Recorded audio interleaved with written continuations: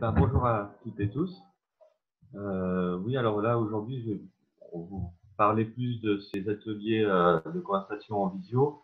Après, ça faisait partie d'un ensemble de choses qu'on a été mis en place ici à Saint-Étienne par plusieurs collègues. Il y a eu des lectures au téléphone, des cercles de compte en visio, du contenu sur Internet.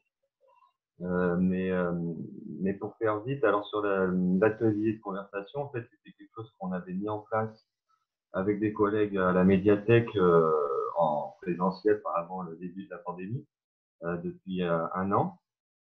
Auparavant, on accueillait pas mal de publics qui étaient en situation d'apprentissage du français pour leur faire découvrir les collections, etc. Et en fait, suite à une formation et aussi au visionnage d'un film qui s'appelle Atelier de conversation, qui parle des ateliers de conversation proposés à la BPI à Paris, le son est pas très bon, ouais, la connexion est pas terrible ici. Vous arrivez à suivre quand même. Euh, et ben, ça nous a donné envie de proposer ça ici à Saint-Étienne. Et rapidement, ça a plutôt bien marché. Il y a eu un public régulier, puis assez nombreux pour participer à ces ateliers. Alors, les ateliers de conversation, c'est quoi? C'est proposer en fait un rendez-vous qui dure à peu près une heure et demie. Et les objectifs, c'est de pratiquer le français, donc déjà un apprentissage de la conversation, le fait de rencontrer d'autres personnes qui sont dans la même situation, le fait d'échanger un peu des infos, de décortiquer certaines infos, notamment ce qui concerne la vie quotidienne, hein, et aussi ce qui est propre aux situations des personnes étrangères en France ou qui sont en train d'être régularisées, et puis le fait de s'échanger des coups de main. Et donc tout ça, ça a été complètement interrompu au moment du confinement. Et donc la question, il y a quelque chose que j'ai oublié de préciser, c'est que moi ici, pour les médiathèques et la cinémathèque, je suis médiateur social, je suis pas bibliothécaire. Donc c'est vraiment mon rôle de tisser du lien avec les publics et le confinement, ça avait mis un peu un point d'arrêt, enfin voilà, ça avait interrompu tout ça. Donc voilà, la question s'est posée de comment faire pour reprendre les choses. Moi, au départ, les visioconférences, je connaissais pas grand-chose, donc il a fallu déjà découvrir les outils, etc. Au début, donc en comparant un peu les outils qui étaient à notre disposition, moi, ce qui me semble important, c'est que ce soit accessible aussi par téléphone, parce que le public n'a pas forcément, enfin, le public des ateliers de conversation, ils n'ont pas forcément un ordinateur. Là, du coup, tous les lieux pour pouvoir accéder à Internet en ville étaient fermés. Donc, on a cherché, on a fait une première rencontre sur Zoom, mais on avait quand même envie d'utiliser un outil qui soit plus libre. Et donc, il y avait Jitsi, le logiciel qui est porté par la plateforme Frama.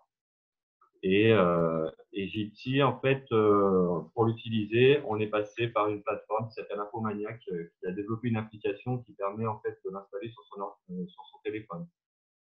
Donc, on est parti avec ça.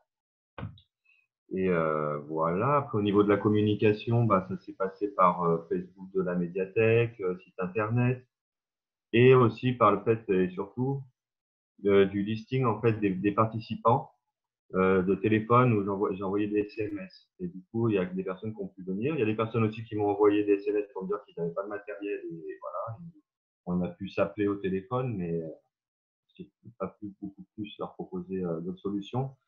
Et par contre, pour ceux qui ont pu venir, ça a été des moments assez forts. Le fait de pouvoir se retrouver, le fait de pouvoir décortiquer un peu toutes ces informations qui arrivaient, en fait, c'était beaucoup ça. Auparavant, à chaque fois, on proposait des thématiques de discussion, mais là, il n'y avait pas besoin de proposer de thématiques. Il y avait beaucoup de choses à échanger simplement sur la situation, sur les difficultés quotidiennes, sur tout ça. Et il y a eu du coup des possibilités d'entraide, des participants qui ont proposé des choses à d'autres, des collègues qui sont venus faire l'atelier, qui ont proposé des masques, parce qu'on fabriquait des masques, voilà, ça se passe un peu comme ça aussi. Et puis, un autre aspect intéressant par rapport à l'atelier de conversation, c'est que le fait de le faire en visio, c'est très différent. C'est plus difficile pour une personne qui ne parle pas bien français, du coup, de communiquer en plus à travers la visio, mais les personnes qui ont participé ont pu dire que c'était formateur aussi et que c'était bien de continuer à utiliser cet outil. Sur la Merci question de Simon. combien de personnes, ouais, il y avait une question là sur combien de personnes du Ouais. coup. On n'a pas touché énormément de personnes sur les ateliers en visio. Je pense qu'il y a entre 15 et 20 personnes différentes sur une centaine de participants réguliers enfin, qui ont déjà participé aux ateliers de conversation. Après, parmi ces personnes, il y en a qui ont suivi tout le long chaque séance. On a fait normalement, on faisait une séance tous les 15 jours. Là, c'était toutes les semaines. Et voilà. Il y a eu pas mal de participation régulière. Mais Il y pas a, beaucoup, pas des nouvelles personnes non plus par rapport à un projet dont on a parlé avant.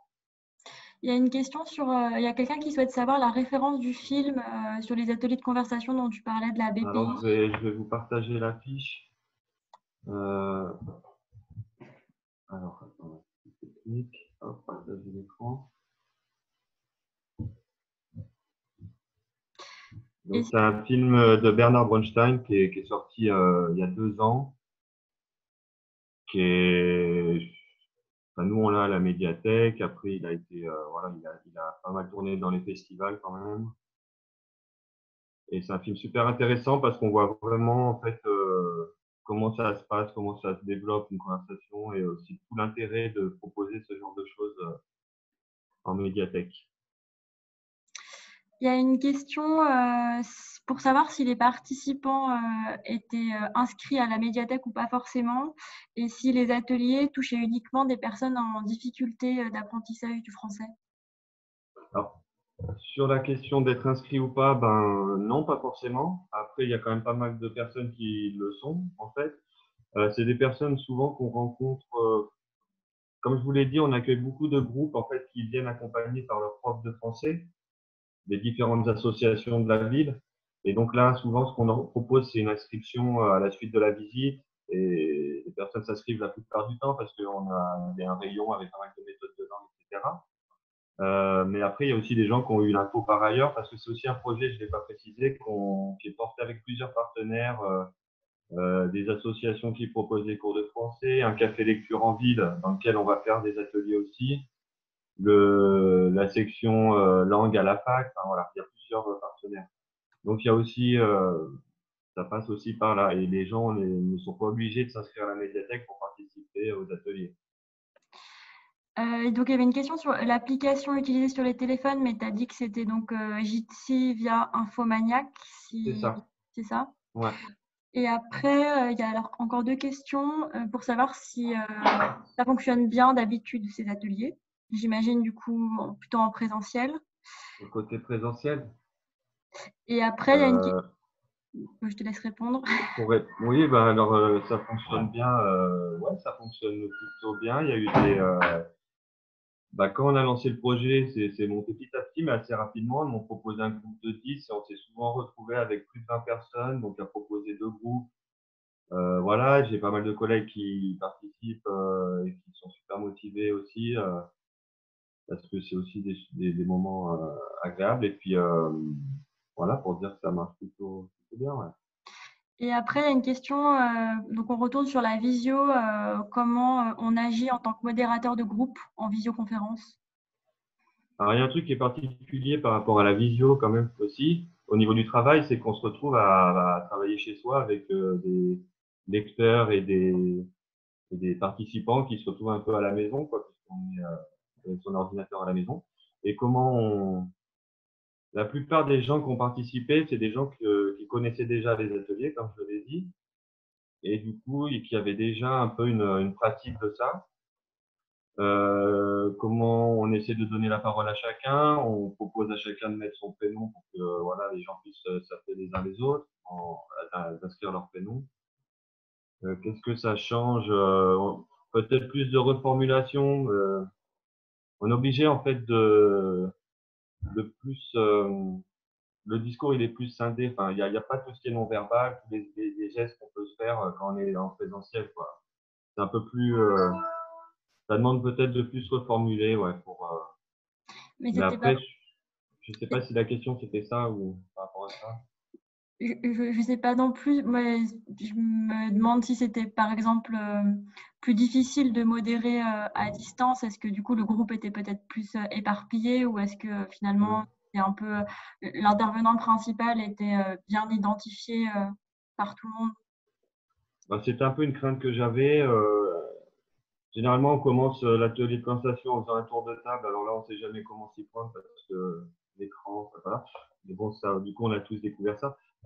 Sur euh, non, après,